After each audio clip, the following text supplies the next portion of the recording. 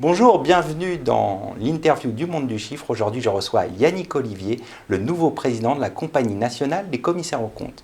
Yannick Olivier, bonjour. Bonjour Arnaud. Un mot sur une réaction par rapport à votre élection en tant que président de la Compagnie nationale des commissaires aux comptes. Oui, alors effectivement, un petit mot sur cette élection parce qu'elle s'est quand même inscrite dans un contexte un peu particulier. D'une part parce que pour la première fois, nous avions un Conseil national nouvelle mouture puisque nous sortons d'une réforme institutionnelle où désormais nous avons des élus qui sont à la fois des élus issus des régions mais aussi des élus nationaux qui ont été élus justement au suffrage universel. Et donc voilà, nous inaugurions un nouveau système avec un nouveau fonctionnement et donc je crois que c'était important et ça s'est effectivement très bien passé. Je crois qu'on est en train de construire les fonds baptismaux d'une nouvelle organisation qui est source de pérennité pour notre profession et notre institution. Le deuxième élément, dans ce contexte particulier, c'est qu'on est bien évidemment dans une mandature qui s'inscrit post-loi Pacte.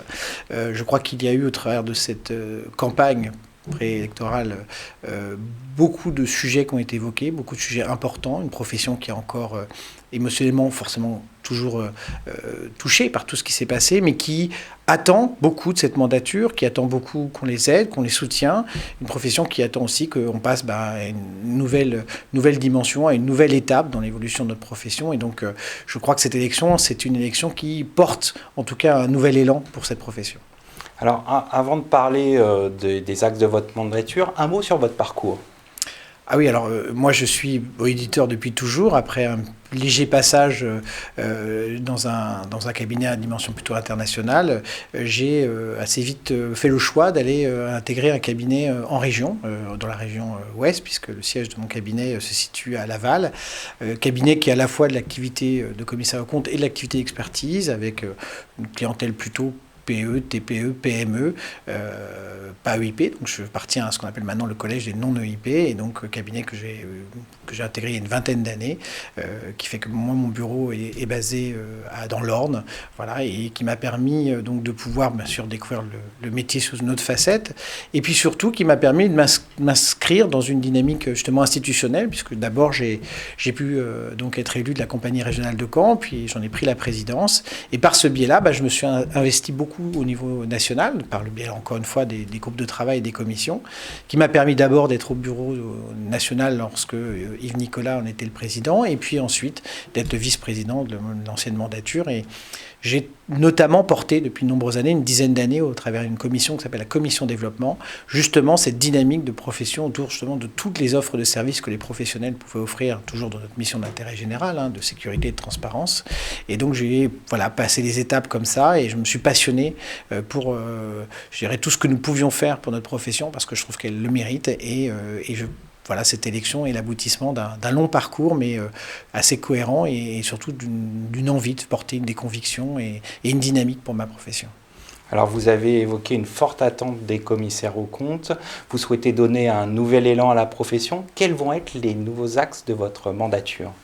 Alors, oui, des axes, je vais en parler un petit peu, mais d'abord, ce que j'ai voulu, au travers de mon discours et au travers des messages que je fais passer au niveau de ce démarrage de mandature, le fait que nous ayons une ambition. Je crois qu'il est important de ne pas assimiler tout ce qui s'est passé autour de la PAC, là encore, comme une fatalité, comme du pessimisme, mais plutôt de l'optimisme. Parce que je reste convaincu qu'il y a besoin d'un acteur de la sécurité et de la transparence, et je souhaite, et c'est notre première ambition, que justement ce commissaire aux comptes-là, le commissaire aux comptes à sa mission de certification ou les autres missions qu'il pourra mener demain, soit cet acteur incontournable de la sécurité, de la transparence, de la prévention, des données, au travers des données financières, mais aussi extra-financières. Il y a une vraie place à prendre. L'objectif, c'est donc de trouver notre bon centre de gravité dans le nouveau système économique qui quand même change énormément. Et donc on a cette ambition d'avoir donc un vrai objectif de positionnement, et à la fois, la deuxième ambition forte, c'est que cette profession qui doit être forte, ça s'appuie sur une institution elle-même forte. On a besoin de redonner à cette institution peut-être du sens, la remettre au cœur de ce qui est sa priorité numéro 1, c'est-à-dire l'accompagnement des confrères dans ce nouveau paradigme, lui donner, s'appuyer sur son ancrage territorial, s'appuyer sur la force de l'ensemble de ces professionnels, qu'elle fédère, qu'elle unifie, parce que la Compagnie nationale, c'est la maison des commissaires aux comptes, c'est elle qui les soutient, mais aussi qui porte leurs projets. Et donc, voilà, une double ambition autour d'une profession forte, d'une institution forte, et les interconnexions entre les deux, avant d'avancer sur des axes. Alors, les 3 axes de notre mandature, je dis notre parce que ce n'est pas que Yannick Olivier, c'est une équipe, bien sûr, autour de moi. J'insiste toujours insisté beaucoup sur ce point. 3 axes forts. D'abord, l'idée que, justement, on doit trouver notre place et que, finalement, avec la loi Pacte, on n'a pas eu vraiment droit à cette vraie réflexion de fond, parce que d'autres professions du droit ou des professions réglementées ont dû se réformer, ont dû un petit peu évoluer. Sauf qu'avec la loi Pacte, on a été en réaction.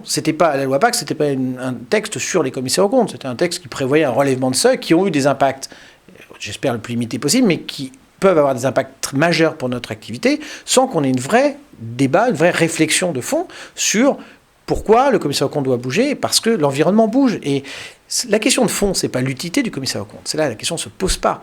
La question de fond, ce n'est pas l'excellence ou la compétence et l'indépendance des commissaires aux comptes. Cela ne se discute pas. La question de fond, c'est comment on met au service notre compétence et notre rôle très particulier de ce tiers indépendant par excellence, ce tiers de confiance par excellence, au service du bon fonctionnement de l'institution. Et là-dessus, il y a des petits ajustements, des petites choses à construire. Comment faire, justement ? Comment faire pour l'avancer ? Alors, comment faire ? Je crois qu'il faut à la fois avoir une action court terme, et je pense prendre le temps de la réflexion, et donc construire justement l'ensemble des champs d'action que nous pourrons mener en écoutant le marché. Et donc là-dessus, je crois qu'on va mener des études de marché, on va travailler avec notre environnement, nous avons développé les partenariats. Et puis aussi dans une approche plus moyen-long terme, où là on va aussi, et j'ai créé d'ailleurs une commission prospective, parce qu'il ne faut plus que nous subissions. Là aujourd'hui on est en train de se repositionner, parce que peut-être nous n'avons pas évolué comme on aurait dû par rapport aux attentes de l'environnement. Donc, l'idée, c'est d'être force de proposition. Exactement, force de proposition, et puis surtout nous projeter, c'est-à-dire comment l'environnement va évoluer, comment les enjeux des entreprises à mission, de la RSE, du numérique, du digital, de la blockchain, de l'intelligence artificielle vont encore changer l'environnement économique dans 4, 5, 10 ans, et comment nous, on doit anticiper dès aujourd'hui la construction de l'évolution de notre métier pour être toujours en résonance avec notre marché. Donc le premier axe, c'est bien nous positionner. Le second axe, c'est effectivement de travailler pour toujours mettre le mieux en cohérence notre positionnement avec les attentes du marché, et donc de développer un certain nombre de propositions pour montrer que justement on est capable à la fois d'avoir une mission d'intérêt général et qu'elle soit en correspondance avec les attentes du marché. Je m'explique. Par exemple, on peut tout à fait envisager que les commissaires aux comptes puissent aider. Là, dans le cadre de la relance, on sait que dans le cadre de la relance, il y aura besoin de donner de la confiance, que les donneurs d'ordre, les financiers, les investisseurs, etc., auront besoin d'éléments qui participeront à dire est-ce que je continue à sous-traiter, est-ce que j'augmente mes niveaux de sous-traitance, est-ce que je peux faire confiance à cette entreprise pour justement la faire travailler plus, est-ce que je peux la financer, quel aurait été l'impact du Covid sur son activité, quel aurait été l'impact sur son marché. Et donc là, on peut être des acteurs qui aident à la relance. Par exemple, là, c'est une réponse adaptée au contexte et à l'utilité du commissaire aux comptes. Comment, concrètement, vous pouvez aider à la relance ? Alors, par exemple, vous voyez, un exemple très concret avec le MEDEF, on réfléchit aujourd'hui à une problématique de fond, c'est qu'on a un certain nombre d'entreprises qui bénéficient pas forcément de toutes les aides parce qu'elles n'appartiennent pas forcément à tel ou tel secteur de manière directe ou indirecte. Et déjà, là, on travaille à l'idée d'un partenariat pour dire si un certain nombre d'entreprises, même si elles ne correspondent pas aujourd'hui toutes les cases, mais qu'elles répondent à un certain nombre de critères qui justifient qu'elles bénéficient d'aide pour redémarrer ou pour justement aider à passer la passe difficile, on peut avoir une attestation qui nous permette de dire voilà, cette entreprise-là, effectivement, par exemple, son chiffre d'affaires est essentiellement centré sur des enjeux liés au tourisme ou à l'événementiel, qui fait qu'elles touchent ces aides qu'elles n'auraient pas forcément naturellement et vont pouvoir ensuite passer ce cap pour redémarrer. Et donc, on essaie... C'est qu'un exemple parmi plein d'autres.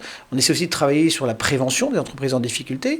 Plus on sensibilise, plus on anticipe en amont les difficultés, qu'on discute avec nos clients sur les risques et les enjeux, plus effectivement on les aide à prendre les bonnes décisions. Alors nous on ne fait pas de conseils, on est commissaire aux comptes, mais on peut alerter, on peut sensibiliser, on peut partager sur les enjeux et les risques liés au contexte, et donc les aider à justement construire une démarche et ensuite aller chercher d'ailleurs les bons conseils pour se faire accompagner dans cette démarche-là. Donc on voit bien qu'on a une dynamique de proximité, toujours en gardant notre indépendance et notre œil extérieur, mais qui permet justement d'avoir un échange, une discussion autour de l'approche des risques et des enjeux prévisionnels de nos clients.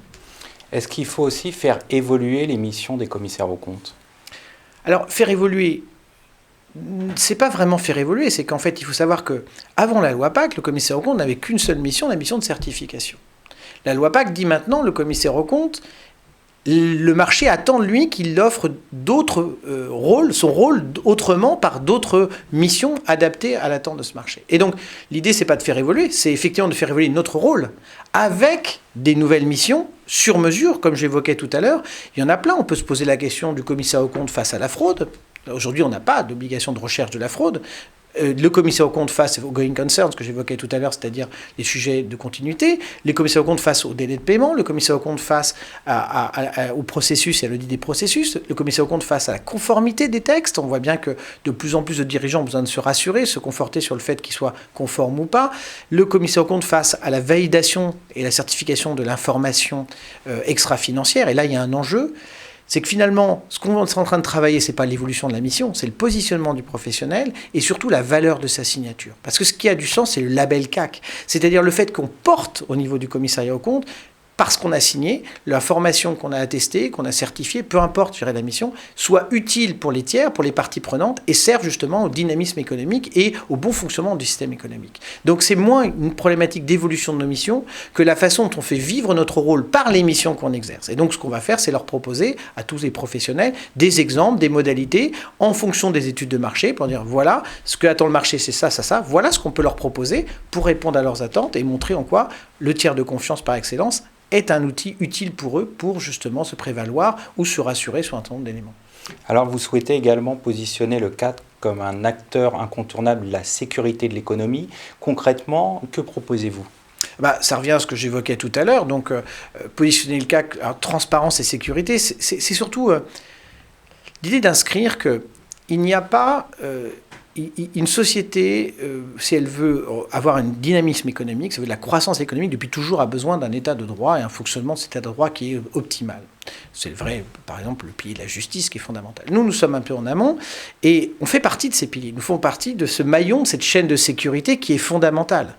Et donc, l'acteur incontournable, parce que finalement, nous avons une chance incroyable. Nous sommes presque 12 000 professionnels sur tous les territoires, compétents, parce que l'excellence est reconnue, une compétence qui en plus s'amplifie, puisque de plus en plus on investit aussi le monde, le digital, etc.